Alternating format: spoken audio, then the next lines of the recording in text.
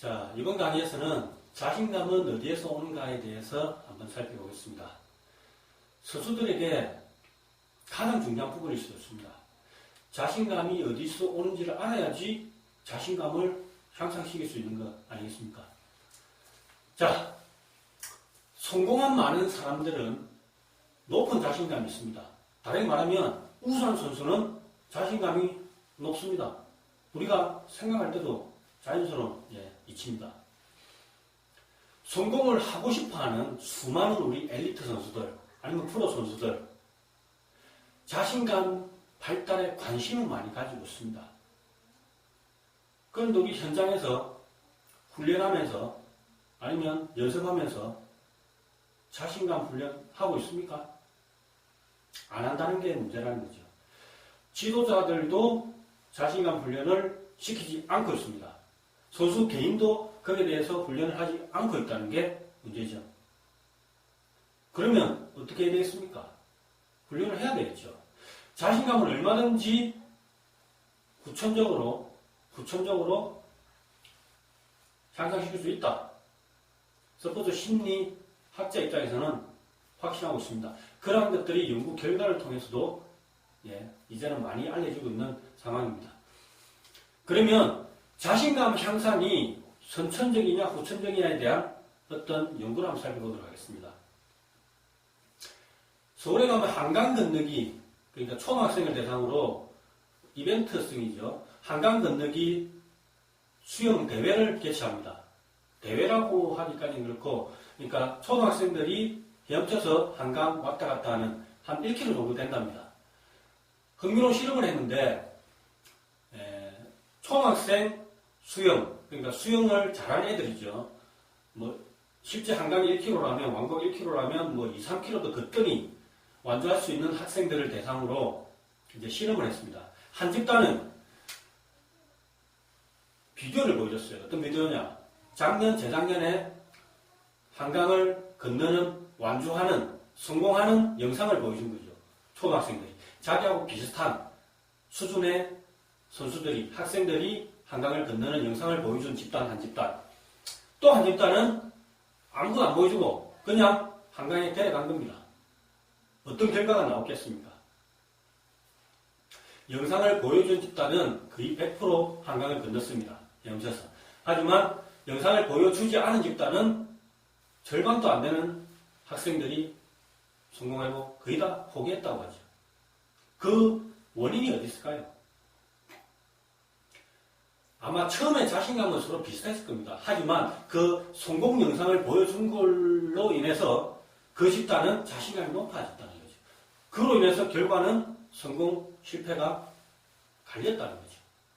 얼마든지 자신감은 후천적으로 향상시킬 수 있다. 현실적으로 우리는 그 방법을 모른다는 게 문제죠. 그 방법을.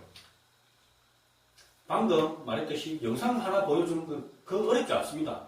그런 훈련 방법에 그런 것을 추가시킴으로 해서 우리는 자신감을 얼마든지 향상시킬 수 있다는 거죠. 축구 경기를 한다. 축구 선수다. 시합이 한 달 남았다. 그러면 예전에 자기 선배들이나 아니면 그 선수들이 잘해서 이겼던 시합을 계속해서 보여주는 거죠. 그게 자신감을 향상시킬 수 있는 방법 중에 하나가 된다는 거죠.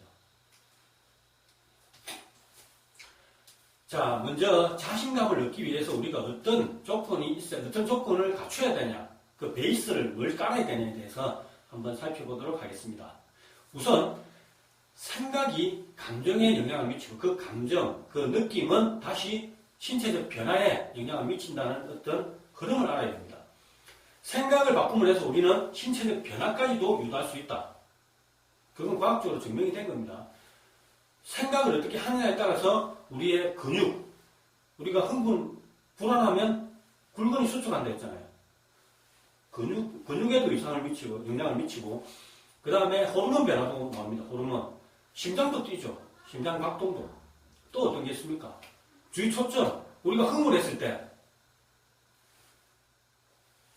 우리 시야가 좁아지죠. 흥분하면.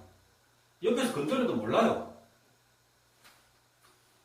그만큼 우리 생각은 우리 신체를 지배하고 있다.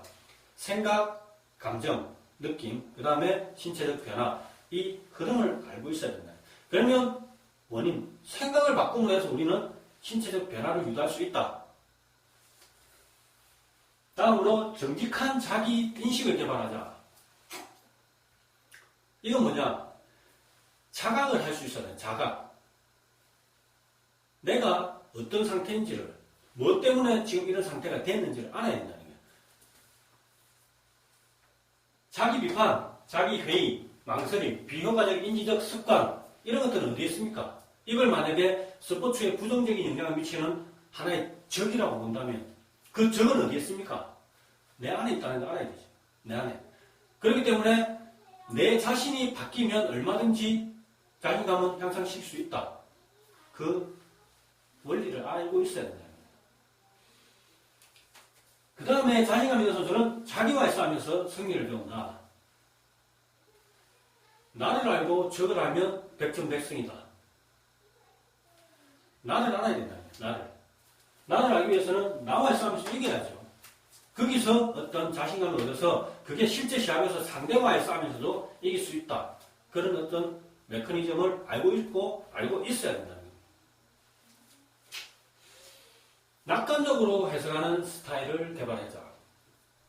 우리가 스포츠 상황은 여러 가지 변수들이 많습니다. 거기에는 실패 상황도 있고 절망 상황도 있고 수많은 장애물들이 많죠. 이러한 상황에서 우리가 그 상황을 어떻게 해석하느냐에 따라서 결과가 틀려진다. 해석하는 스타일은 크게 두 가지입니다. 낙관적으로 해석하는 선수가 있고 비관적으로 해석하는 선수가 있습니다. 해석하는 스타일에 따라서 세 가지 관점을 한번 살펴보도록 하겠습니다. 먼저 연속성입니다. 낙관적으로 해석하는 선수가 어떤 성공 상황이 자기 앞에 펼쳐졌다. 그러면 어떻게 생각하겠습니까? 그 성공은 앞으로도 계속해서 일어날 것이라 생각하고 만약에 실패 상황이 내 앞에 펼쳐졌다. 그러면 이거는 일시적이다. 언젠가는 다시 또 성공 수행이 나올 것이라고 생각을 하게 된다는 거예요.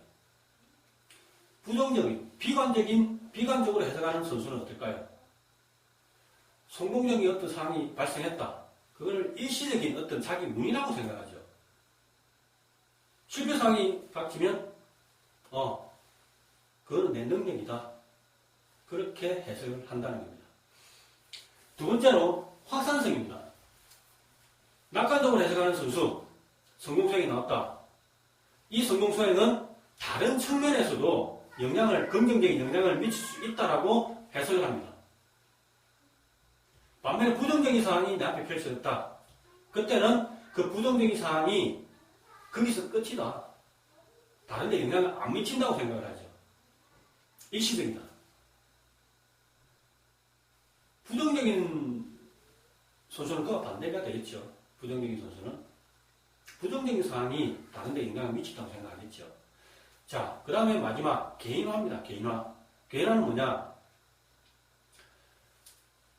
낙관적으로 해석하는 선수 앞에 어떤 외부적인 자기가 통제할 수 없는 어떤 상황이 펼쳐졌을 때, 그런 불운이 내 앞에 펼쳐졌을 때, 낙관적으로 해석하는 선수는 그걸 그냥 받아들이고, 내가 통제할 수 없는 부분이 그냥 신경을 안 쓰게 됩니다.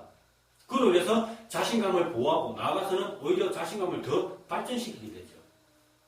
비관적인 선수는 어떻습니까? 성공을 했어도 그게 운 때문에 성공했다고 해석을 해버립니다.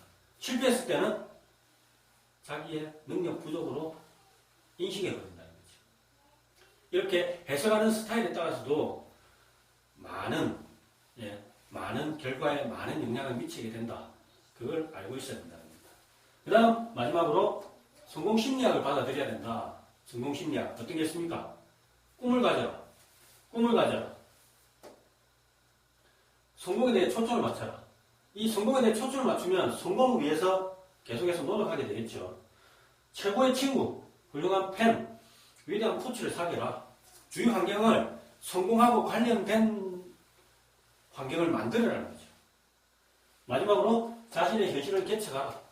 자신의 현실. 얼마든지 나는 발전할 수 있다. 나는 얼마든지 나아갈 수 있다. 성공할 수 있다. 이런 어떤 자기 현실을 개척하는 어떤 성공 심리학을 받아들이는 그 바탕, 베이스 아래에서 자신감은 향상시킬 수 있다는 겁니다.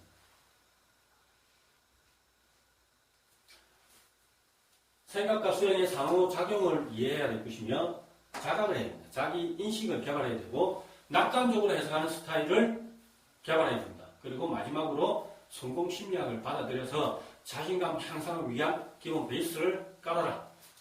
그 다음 해야 될 게 뭐다? 자신감을 이제 향상시켜야 되겠죠.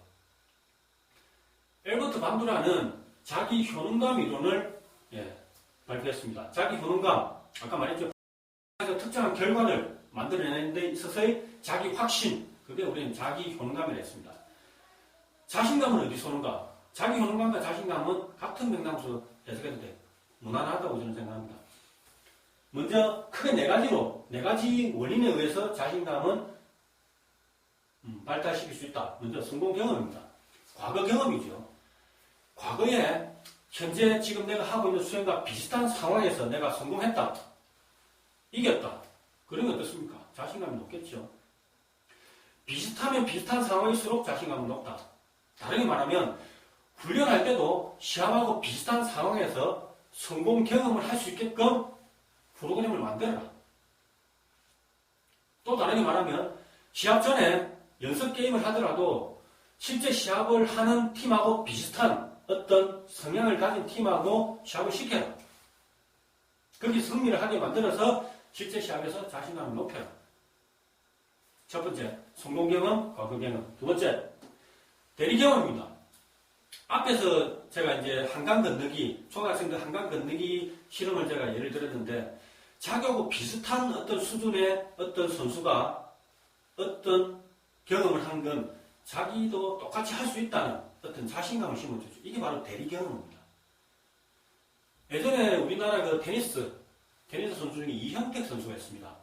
이 선수가 윈블던 메이저급 대회에서 16강에 진출한 겁니다. 그때 인터뷰에서 한 말이 있습니다. 처음에는 긴장되고 떨렸지만 막상 시합을 하니까 주눅도 필요가 없었다. 이런 얘기를 했습니다. 이 선수 이후에 최근에 우리 테니스가 엄청난 발전을 했습니다. 왜냐? 그 후배들이 그때 내하고 비슷한 동양인이, 한국인이 메이저 대회에서 16강에 들었다는 어떤 대리 경험을 한 거죠. 이걸 통해서 자신감을 얻었다는 겁니다. 할 수 있다. 지금 박태환 선수가 동양인으로서는 수영에서 두각을 드러내지 않습니까? 그 후배들도 박태환 선수 대리 경험을 통해서 얼마든지 세계 정상에 올라설 수 있다는 자신감을 얻게 되는 거죠. 중요한 부분입니다. 그래서 우리 졸업한 학교에 가보면 예를 들어 우리 학교를 빛낸 인물들 해서 사진을 딱 붙여놨고 제 중학교 때도 했습니다. 우리 학교를 빛낸 얼굴들 해서 좋은 대학, 좋은 어떤 학교, 그 다음에 체육대, 중체전에서 메달 따는 선배들 사진을 붙여놨었습니다. 그런 것들이 바로 대리 경험의 한 형태죠. 세 번째, 사회적 설득입니다. 이거는 언어적 설득하고도 비슷한 맥락인데 이건 뭐냐? 주위에 있는 사람들, 부모, 지도자, 동료, 그 다음에 친구도 될 수 있고 이런 사람들의 어떤 지지, 그러니까 넌 할 수 있어, 넌 충분히 해낼 수 있어 라는 어떤 언어적인 설득으로 인해서 자신감을 얻는다는 거죠. 개인적인 경험인데 제가 처음에 사이클을 처음 탄 게 26살 때 처음 탔습니다. 어릴 때는 제가 사이클을 타지도 않았습니다. 즉 선수행을 안 했다는 거죠. 그런 상황에서 제가 처음에 사이클 선수가 되겠다고 했을 때 주변 사람들은 다 반대했습니다. 제가 아는 제 친척 중에 자기 사촌이 축구 선수가 있었어요. 그러니까 우리 이모라고 해야 되나? 엄청난 고생을 한 거죠. 선수를 키우기 위해서. 결국에는 그다지 성공하지 못한 것 같아요. 그분한테 제가 선수가 되겠다는 얘기가 이제 들렸을 때 그분이 저한테 한마디 하더라고요. 빨리 포기해라. 근데 제 친한 친구가 있었습니다. 그 친구는 저한테 어떤 말을 했느냐? 너 정도면 충분히 할 수 있다. 지금까지 나는 너를 봤는데 얼마든지 너는 성공할 수 있다. 한번 도전해봐라. 그 얘기를 듣고 제가 1년을 준비해서 합격을 한 겁니다. 그게 뭐냐? 사회적 지지라는 거죠. 믿어주는 어떤 주위의 어떤 사람으로 인해서 내가 자신감을 얻고 열심히 하게 된다. 마지막으로 신체적, 정서적 상태입니다. 신체적으로 준비가 되어 있다. 훈련 열심히 하고 훈련 때도 성공 경험 많이 하고 그러면 자신감 있죠. 정서적인 준비도 상태도 마찬가지입니다. 내가 지금 심장이 박동이 좀 올라가고 있고 손에 땀이 난다. 이걸 갖다가 긍정적으로 내가 해석을 하고 시합을 하게 되면 자신감이 높아진다. 중요한 부분입니다. 그래서 우리가 컨디션 관리, 시합 전에 어떤 루틴을 지키면서 컨디션 관리를 얼마나 잘하냐에 따라서 이 부분에서 우리는 자신감을 극대화시킬 수 있다. 그래서 우리가 자신감을 높이는 방법은 크게 4가지. 성공 경험, 대리 경험, 사회적 설득, 신체적 정서적 상태를 통해서 자신감을 높이고 그게 바로 경기 수행에 긍정적인 영향을 미쳐서 성공 수행이라는 결과를 가져오게 되는 것입니다. 이론적으로 살펴본 거고 앞으로는 제가 이제 강의에서는 세부적으로 현장에서 어떻게 어떤 방법을 써야지 자신감을 높일 수 있는가라는 부분에 대해서 살펴볼 겁니다. 크게 핵심적인 것은 이러한 4가지 원리에 의해서 4가지 원인에 의해서 자신감은 얼마든지 향상될 수 있다라는 부분을 설명해드린 강의였습니다. 자, 어떻습니까? 이 강의를 들으니까 자신감을 향상시킬 수 있다고 생각되어지십니까? 확실합니다. 자신감은 얼마든지 훈련을 통해서 향상시킬 수 있고 그건 제가 자신있게 말씀드릴 수 있는 부분입니다. 오늘 강의 여기서 마치겠습니다. 감사합니다.